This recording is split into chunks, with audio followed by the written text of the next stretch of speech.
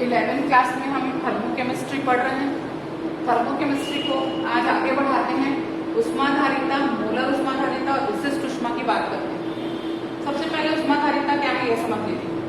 किसी निकाय की प्रति डिग्री सेंटीग्रेड पर, किसी भी निकाय है, कोई भी निकाय ले लो आप, रुद्धोष्म ले लो, खुला तंत्र ले लो, बंद तंत्र ले लो, प्रति डिग्री ताप पर आप प्रति डिग्री सेंटीग्रेड पर ताप में जो परिवर्तन करेंगे उस निकाय को, उसके लिए जितनी उष्मा की आवश्यकता होगी वही उसकी उष्माधारिता कहलाएगी। यानी कोई तंत्र अपना 1 डिग्री परिवर्तित करने के लिए जितनी उष्मा रिक्वायर्ड करता है, यानी उसको जितनी उष्मा की जरूरत होती है वही उसकी उष्माधारिता कहलाती है। जैसे आपने जल लिया, आपके पास 25 डिग्री का एक जल था, उसको 26 डिग्री करना था, तो उस समय आपको उसको कितनी उष्मा देनी पड़ी, उसने कितनी उष्मा धारण करके अपने आप को 26 डिग्री में कन्वर्ट किया, वही उष्माधारिता कहलाएगी। तो Q समानुपाती डेल T, तो Q is equal to C del T। C यहाँ पे उष्माधारिता नियतांक है और C is equal to Q ताप में अंतर T2 माइनस T1, तो C इज इक्वल टू हो जाएगा आपका Q डेल T। और इसी को जब आप मोलर में ले जाएंगे तो ये मोलर में ले जाएंगे तो Cm मोलर उष्माधारिता बराबर उष्माधारिता बटे मोलों की संख्या को ही आप मोलर उष्माधारिता बोलेंगे। Q अपॉन डेल T बराबर C उष्माधारिता है, Cm is equal to C by N molar उष्माधारिता है। अब उष्माधारिता को हमको दो प्रकार से पढ़ना है, स्थिर आयतन पर उष्माधारिता और स्थिर दाब पर। स्थिर आयतन पर किसी तंत्र का ताप 1 डिग्री बढ़ाने या घटाने में उसके उष्मा में जो परिवर्तन होगा उसे स्थिर आयतन पर कहेंगे। वही परिभाषा स्थिर दाब के लिए, परिभाषा सेम है, केवल स्थिर आयतन और स्थिर दाब लगाना है।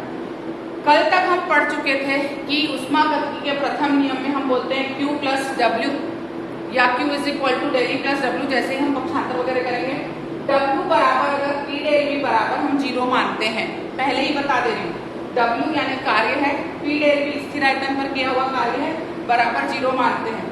उष्मागतिकी का प्रथम नियम लगा रही हूँ, Q is equal to del E plus W, तो Q is equal to del E की जगह मैं P डेल V लाऊंगी, पहले ही बता दी हूँ 0 ले रही हूँ, तो Q is equal to del E हो जाएगा। चूंकि ये क्रिया स्थिर आयतन पर हो रही है तो QV लिख सकते हैं आप यहाँ पे, QV is equal to del E कर सकते हैं। अब इसी की मैं उष्माधारिता निकाल रही हूँ, तो स्थिर आयतन पर है तो वो CV हो जाएगा। CV is equal to Q upon del E का होल V। तो देखिए उष्माधारिता अपने निकाली ना Q अपॉन डेल T, वही करा है अपने यहाँ पे, स्थिर आयतन पर करा है CV Q upon del T whole V स्थिर आयतन पर। अब ये स्थिर आयतन पर है तो ये QV है और QV बराबर मैंने भी आपको बताया डेल ई, तो आप कर लेंगे CV बराबर del E upon del T बटे V। ये बहुत जरूरी होगा अभी आगे के क्वेश्चन में। स्थिर दाब पर निकालना चाह रहे हैं आप, तो अब आप करिए del E is equal to Q plus W, पक्षांतर कर लीजिए Q is equal to del E minus W। W की वैल्यू आपको मैं बता चुकी हूँ, P डेल V कार्य तंत्र द्वारा हो तो ऋणात्मक, तंत्र पर हो तो धनात्मक, ये मैं कल बता चुकी हूँ। यहाँ कार्य तंत्र द्वारा हो रहा है तो del E is equal to minus minus P del V, minus minus plus हो जाएगा तो del E plus P del V हो जाएगा। अब del E plus P del V बराबर डेल H आ रहा है, जो कब आ रहा है, जब आपका दाब स्थिर है, Q P जो है वो स्थिर है, तो QP is equal to del H आ गया। ये और ये कल हम कर चुके हैं, उसका जस्ट एक रिपीटेशन हुआ है यहाँ। अब क्या कर रहे हो आप कर रहे हो इसको उष्माधारिता में परिवर्तित, इसको डेल H को, तो स्थिर दाब पर है तो उष्माधारिता स्थिर दाब पर निकालो, Q बटे डेल T P, ये अपन अपने आप को मैंने निकाल के जैसा V का बताया है सेम वो P का हो जाएगा, सेम हुआ है, कोई अंतर नहीं है, बस डेल H और डेल E में अंतर आ रहा है, तो CP is equal to del H upon del T whole P। ये डेल H क्यों आया, QP के लिए आया, QP की जगह में डेल H आया। तो अब आप स्थिर आयतन पर उष्माधारिता ज्ञात कर चुके हो और स्थिर दाब पर उष्माधारिता ज्ञात कर चुके हो। ये दो समीकरण, आप चाहें तो इसको समीकरण 1 और समीकरण 2 लिख के भी काम कर सकते हैं, क्योंकि आगे इसकी जरूरत पड़ेगी। अब हमको क्या करना है, अब हमको करना है CP और CV में अंतर संबंध निकालना है, इसमें और इसमें हम संबंध निकालेंगे। तो CP और CV में संबंध के लिए सबसे पहले इस समीकरण को क्रिया गुणा कर लीजिए, तो del E is equal to CV del T बराबर QV स्थिर आयतन पर। उसके बाद इस समीकरण का क्रिया गुणा कर लीजिए, CP निकालना है आपको, del H is equal to Cp del T बराबर Qp। ये स्थिर आयतन पर, ये स्थिर दाब पर, जब स्थिर आयतन पर रहेगा तो डेल ही रहेगा, स्थिर दाब पर रहेगा तो डेल H रहेगा। क्लियर है? आगे आते हैं। कल फिर से एंथैल्पी पढ़ चुके हैं कल की क्लास में। ये वाली जितनी भी बात कर रहे हैं आदर्श गैस के 1 मोल पर लगा रहे हैं, तो H = E + PV। किसी तंत्र की एंथैल्पी आंतरिक ऊर्जा और दाब आयतन के गुणनफल का योग होती है। आदर्श गैस समीकरण में मैं पढ़ा चुकी हूँ, PV = RT। यदि गैस के मोलों की संख्याएं हैं तो आप एन भी लगाते हैं, अभी नहीं ले रहे हैं एन, एक ही मोल लिए हैं तो एक से गुणा कर सकते हैं। तो अब PV की जगह आप RT ले आइए, H = E + RT हो गया आपका। यहाँ से H को डेल H कीजिए, E को डेल E कीजिए। क्यों किया आपने डेल H और डेल E? क्योंकि किसी तंत्र की आंतरिक ऊर्जा और एंथैल्पी ये दोनों ही अवस्था परिवर्तन होते हैं, और जो चीजें अवस्था परिवर्तन होती है वो तंत्र की प्रारंभिक और अंतिम अवस्था पर निर्भर करती है। तो उनका अंतर निकालोगे तो आप डेल H और डेल E ही लिखोगे, जो कि आप वहां लिख भी चुके हो। तो del H del E + R del T। R gas नियतांक है, T ताप था जिसको भी आप अंतर के आधार पर डेल T कर दियो। डेल H की वैल्यू आई है Cp डेल T, रख लीजिए। डेल E की वैल्यू आई है Cv डेल T, उसको रख लीजिए। तो Cp डेल T बराबर डेल H की वैल्यू, Cv डेल T बराबर डेल E की value plus R del T।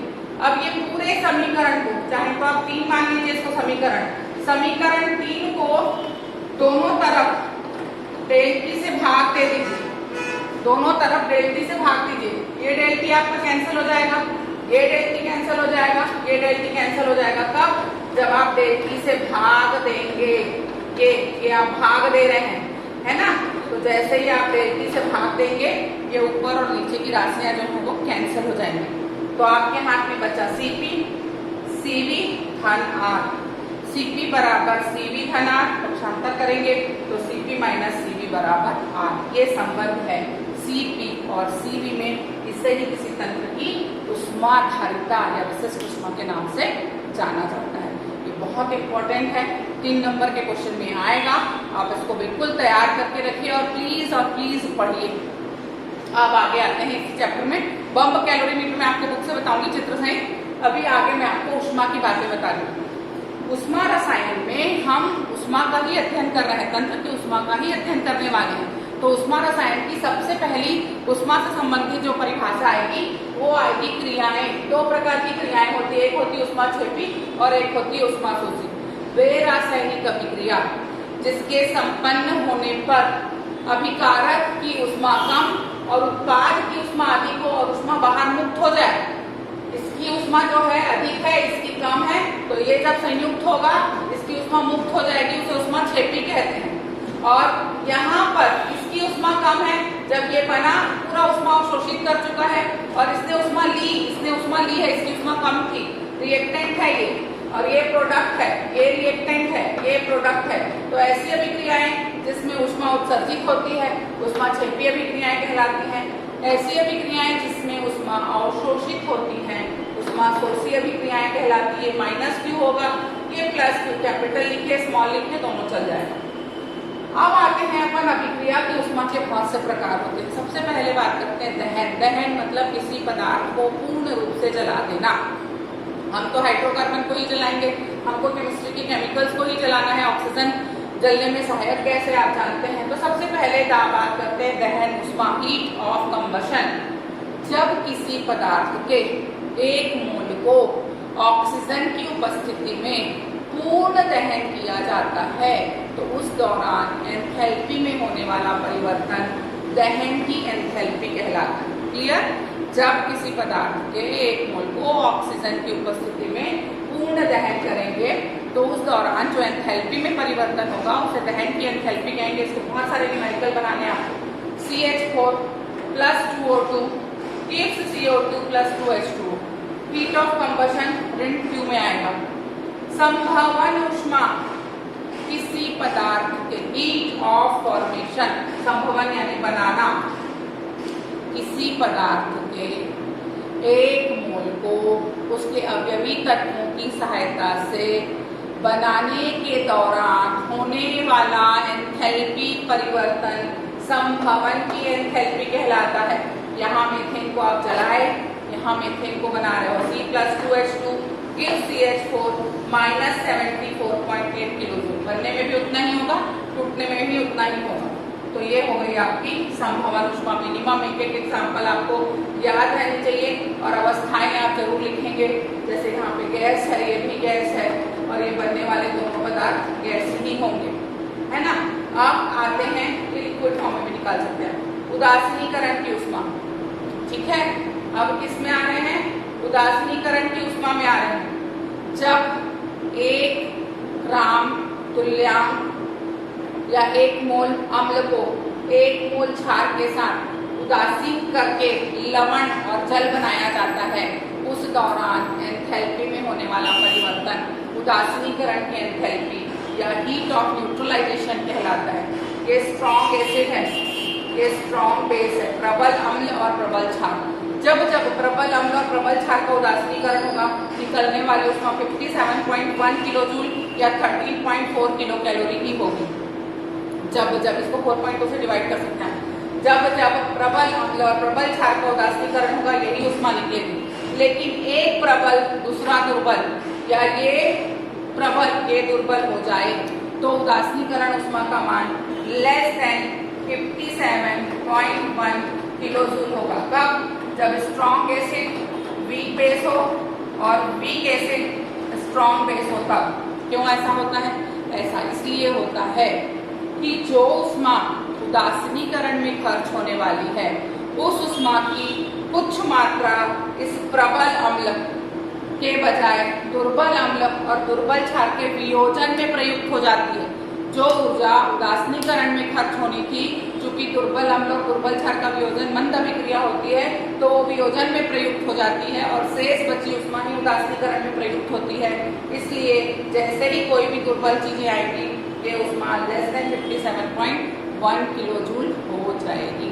ये 3 ऊष्मा के न्यूमेरिकल्स बनाएंगे, इससे रिलेटेड न्यूमेरिकल बनाएंगे, फिर आगे बढ़ेंगे। Thank you.